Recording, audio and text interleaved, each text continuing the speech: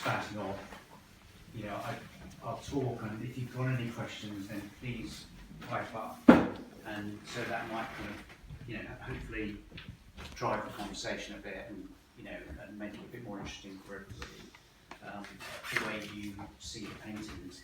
And I've got a little diagram that I just want to share with you, which tries to encapsulate my process, and it's basically 3 interlocking circles.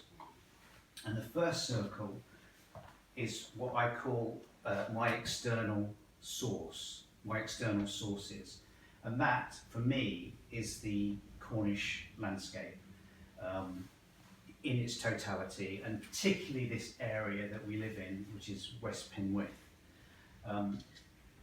The other circle here is called internal sources, and my kind of internal sources I regard as the kind of sensory experience of being out in that landscape and experiencing it in all weathers. Also what I call sightlines, which is why I call this exhibition Sightlines, and that's really the things that I see and feel when I'm out in the landscape and experiencing those different emotions. Also I've put vastness and flux here, and that's a very important thing for me in terms of my response to this landscape, is the kind of vastness of it, and the way it changes constantly with the kind of the weather and the seasons, and the way the colours change and the light changes. So it's that kind of sense of constant change, constant flux, which I describe in the film that many of you may have seen as like a pulse in the landscape. And it's that kind of, those things that inside me, that's what drives me to paint in this way. The third circle I've got here is what I call method and materials. So that is to do with the way I paint, or the way I've chosen to paint, the materials I use and the methods. And obviously you can see from a lot of my work I use a very kind of expressionistic approach to my work. But it's also it's to do with composition, texture, form. It's the formal qualities of being a painter.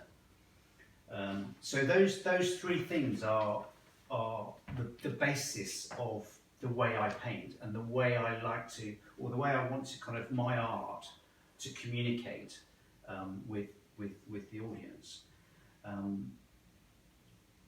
So that gives you a kind of idea of my whole ethos behind the work. I hope that gives you a kind of, it's really a kind of starting point for trying to understand the way. I like to look at the different visual languages and the different marks and bring those all together, so that it makes the sketchbook more dynamic for me. So I often start this way and make these little sketches. Sometimes these are out in the landscape, sometimes they're taken from a photograph that I've taken, and I'm reproducing it, or I'm abstracting it, and playing with it. But often I will kind of use these. So for example, this one is a small sketch that I made, and I made a large painting from this, which you can see through there, which is called Spanning the Dark Sea. But I've turned it the other way around for that painting, but this is where it started from. So that I used that to, it's this size, the kind of metre by metre size, and so I started off with this, but then I did change this bottom bit quite a lot, because this wasn't quite working for me, and I kind of simplified the composition. But all these little sketches, they give me what I call a jumping off point for my larger works. And quite often, they never end up like this, but it's a start. And that's what we, as painters, especially abstract, you need to have that start. And that kind of gets you into the painting and starts to move it forward. Have you ever not done that? Have you ever just, right, I'm just going to start this morning and just do it? Yeah, absolutely, absolutely. And a lot of my paintings start that way, because sometimes you want that kind of physical release, and quite often when you go down that path, then some very exciting things start to happen with the painting, and it can kind of completely push it in a new direction.